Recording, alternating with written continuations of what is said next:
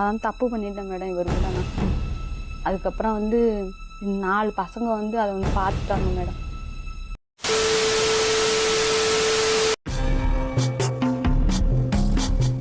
என் பேர் பிரேமாவதி. நான் மணமேல்குடியிலேருந்து வரேன், பட்டங்காடுங்கிற கிராமத்துலேருந்து வர்றேன்.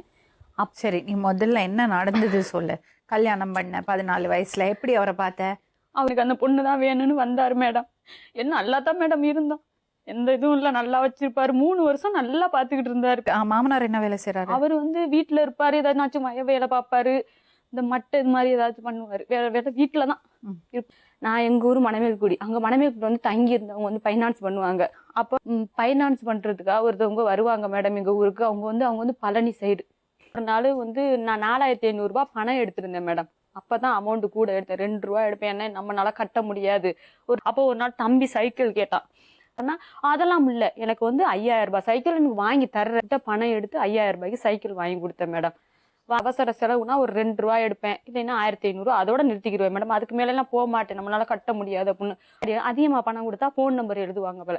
ஃபோன் நம்பர் எழுதி வச்சிருந்தாங்க. அப்பமே சும்மா என்ன செஞ்சா ஃபோன் இருந்துச்சு, காசு எவ்வளவு இருக்குன்னு பாக்குறப்போ 1 ரூபாயா என்னமோ இருந்துச்சு. அப்ப நாங்க ஒரு மிஸ்டு கால் விட்டோம். அவர் பேர் என்னது? அவங்க பேர் வந்து திருஅருள் செல்வன். ஒரு 2 நாள் கழிச்சு தான் இவங்க நாங்கிறது கண்டுபிடிச்சாங்க. என்ன வயசு?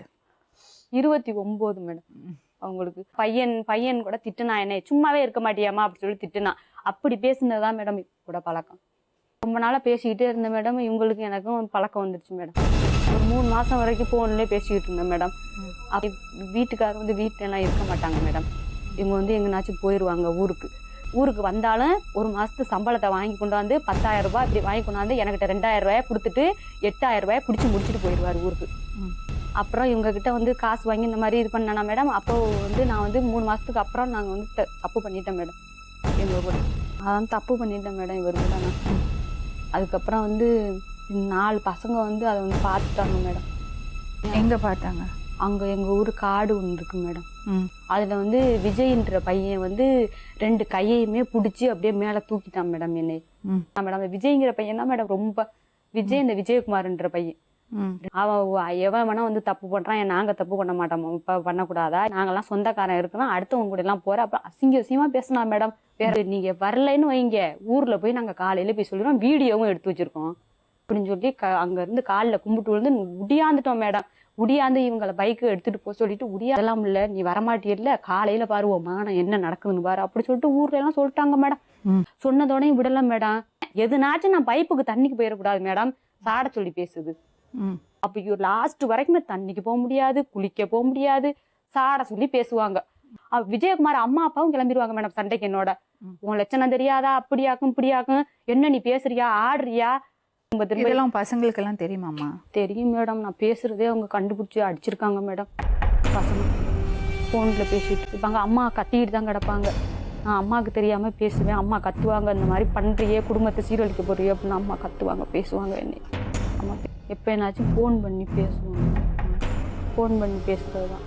அப்படிதான். இப்போ எதுக்கு வந்தீங்க நீங்க? நான் வந்தாங்க அன்னைக்கு நடந்த பிரச்சனையில வந்து நான் வீட்டை விட்டு வெளியில வந்துட்டேன் மேடம். எங்க ஃப்ரெண்டு வீட்டுக்கு போய். எவ்வளோ நாள் ஆச்சு போய்? நான் போய் 6-7 நாள் இருக்கு மேடம். வீட்டு ஒரு 8 மாசமா தான் மேடம் நான் அந்த தப்பு செஞ்சேன். 8 மாசம் இருக்கு மேடம். அப்புறம் ஓடி போனீங்க. அதுக்கப்புறோட அந்த பிரவீனா வீட்டுக்கு போயிட்டேன் மேடம். பிரவீனா வீட்டுல இருந்து நான் அன்னைக்கு கிளம்பிட்டேன் மேடம். இவங்களுக்கு ஃபோன் பண்ணேன் மேடம். எவங்களுக்கு? அந்த திருஅருள் செல்வனுக்கு ஃபோன். ஓயாம பிரச்சனை மேடம், அடிக்கடி பிரச்சனை. ரோட்ல வந்து நின்று சண்டை போடுறது, கட்டையை தூக்கிட்டு அடிக்க வர்றது, என் பொண்ணையும் கொல்லணும் அவனையும் கொல்லணும். அந்த விஜயகுமார்ன்ற பையன் தான் மேடம் அவங்க விஜய்ங்கிறவனை தூண்டி விட்டு அடிக்க சொல்றது எங்க 2 பேரையும். உங்களுக்கு கல்யாணம் ஆயிடுச்சு? இப்போ என்ன பிளான்ல இருக்கீங்க 2 பேரும்? நாங்க வீட்டை விட்டு வந்துட்டேன். அப்ப என்ன பண்ண போறீங்க? இவரோட நான் இருந்துக்கிறேன். நீங்க என்ன சொல்றீங்க? நான் ஏத்துக்கிறேங்க மேடம். இந்த பெண்கள் வந்து உங்கள்கிட்ட வந்து கடன் வாங்கும்போது நீங்க பெரிய ஹீரோவா தெரிவிங்க, அவங்க கஷ்டத்துக்கு நீங்க கடன் கொடுக்குறீங்க. அவங்க அக்காவே திட்டினாங்க மேடம். என்ன திட்டினாங்க?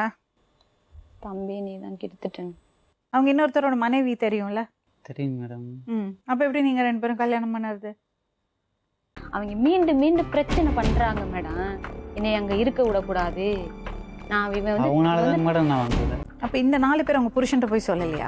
அது வந்து அது என்னன்னு சொன்னாங்களா என்னன்னு தெரியல மேடம். சொல்லியிருந்தா இவங்க கேட்டுப்பாங்க, தண்ணி அடிப்பாங்க, கேட்டுப்பாங்க. சொல்லும் பாட்டில் ஃபோன்ல பேசுறது, தோட்டத்துக்கு போறது, இந்த மாதிரி கொல்லைக்கு போறது எல்லாம் இருந்தேன்னா எப்படி பையனை உருப்பிடுவான்? நீங்க இதுல மாட்டிக்கிட்டோமே அதனால கல்யாணம் பண்ணலாம்னு நினைக்கிறீங்களா இல்ல நிஜமாவே அவன் மேல இல்லை பாசம்? எனக்கு வந்து வேற பொண்ணு இது கல்யாணம் பண்ணிக்க விருப்பம் இல்லைங்க மேடம். இப்படி ஆனா என்னதான் பண்ணுறது? நம்ம யோசிச்சு பாருங்களேன். சரி, இந்த 4 பேர் ஒன்று என்ன பண்ணாங்க அன்னைக்கு? கரெக்டா சொல்லு. கரெக்டாக சொன்னேன். ஃபர்ஸ்ட் நாள் ஒரு 2 நாள் போயிருப்போம் மேடம். 3ஆவது நாள் எங்களை கண்டுபிடிச்சிட்டாங்க மேடம். அடிச்சு செப்பலை எடுத்து என் மண்டையிலே போட்டு அடின்னு அடிச்சு உடம்பெல்லாம் அடிச்சான் மேடம். செருப்புல 2 கையையுமே இப்படி ஒத்த கையில சேர்த்தாப்புல பிடிச்சிக்கிட்டான். ஒத்த கையில சேர்த்தாப்புல பிடிச்சி இப்படியே மேலே தூக்கிட்டான் மேடம் என்னைய.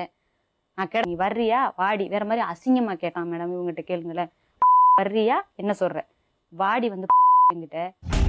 நான் தான்ப்பா தப்பு, என்னை அடிங்க, என்ன அப்ப நீ என்ன வேணாலும் செய்யுங்க அப்படின்னு சொன்னேன். இவங்க வந்து என்னை வந்து விட்டுருங்க அப்படின்னு சொல்கிறாங்க. அப்போ அவங்களோட நீங்கள் இப்போவே வந்து எங்களோட வந்து அடிக்காதீங்க, அவங்கள அடிக்காதீங்க. எனக்கு சின்ன பசங்க தான் மேடம். 25 வயசு, 23 வயசு, 22 வயசு, ஒருத்தனுக்கு 20 வயசு மேடம். இந்த விஜயகுமார்ன்றவன், விஜய்ங்கிறவன், சதீஷ் 3 பேரும் தான் மேடம். ரொம்ப அப்போ நிறைய ட்ரிப் கூப்பிட்டுருக்காங்க, வரலைங்க மேடம்.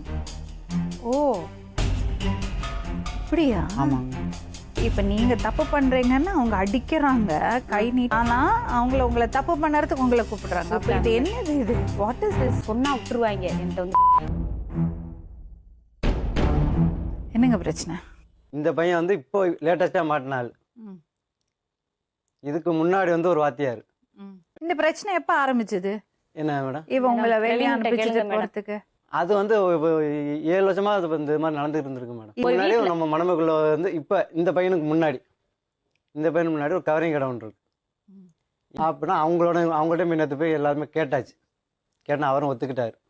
நான் சரி, அவரே வீட்டுக்கு வந்திருக்காரு. தப்பு எவ்வளோ இருக்குன்னு இப்போ தான் மேடம் எல்லாம் எனக்கு தெரியுது. எப்படின்னா நான் ஏதாவது கேட்டேன்னா அந்த காய்ச்சல் பறக்கிற மாதிரி ஓடிடுறது. அவங்க ஹஸ்பண்ட் அண்ட் ஒய்ஃப் அவங்களுக்குள்ள பல பிரச்சனை இருக்கும். நீங்க உள்ள இன்டர்ஃபியர் பண்ணாதீங்க ப்ளீஸ். கூட்டிட்டு போய் என்ன கொண்டு போவாங்க மேடம். நானும் போகலாம். அதுக்கு தான் போக மாட்டேன்னு சொல்றா. நீங்க தப்பிக்கிறதுக்கான ஒரு ஆயுதம் தான். அப்படி இல்லைங்க மேடம், எனக்கு நம்பிக்கை இருக்குங்க மேடம். அவர் சின்ன பிள்ளையா இருக்கும்போது கூட்டிட்டு போய் 15 வருஷம் குடும்பம் பண்ணியிருக்காரு. அவருக்கு தெரியறத விட அவங்களுக்கு தெரிய போறது. தம்பி, நான் சொல்றதுக்கெல்லாம் உன்னால சமாளிக்க முடியாது. இதை அதனால விட்டு இருக்க முடியாது. எங்க ஊருக்கே நான் போகல மேடம். தலைமை வந்துட்டாரு வாழ்க்கை கொடுக்கறது. ஹலோ, இந்த பையன் வந்து ஒரு பொண்ணோட தொடர்பாகி ஒரு பிரச்சனையில இருக்காரு, தெரியுங்களா?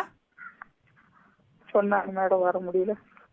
நாங்க அந்த பொண்ணுகிட்ட பேசிக்கிறோம். நீங்க பையனை நல்ல வார்த்தை சொல்லி கொஞ்சம் பாத்துங்க, அவருக்கு நல்லபடியா ஒரு கல்யாணம் பண்ணி வச்சிடுங்க. பேசுங்க உங்க பாட்ட. அப்ப எனக்கு கல்யாணம்ல வேண்டாம்ப்பா. சரி, இப்ப கல்யாணம் வேண்டாம், கொஞ்சம் கழிச்சு பண்ணிக்கலாம். என்ன கல்யாணம் பண்ணா அப்படி என்னப்பா பண்றேன்? உங்களால சமாளிக்க முடியாது தம்பி, நான் சொல்றேன் கேளுங்க. உங்களால சமாளிக்க முடியாது. ஒன்னா குடும்பமா வாழும்போது 2 மாசம் தாக்குப்படாது.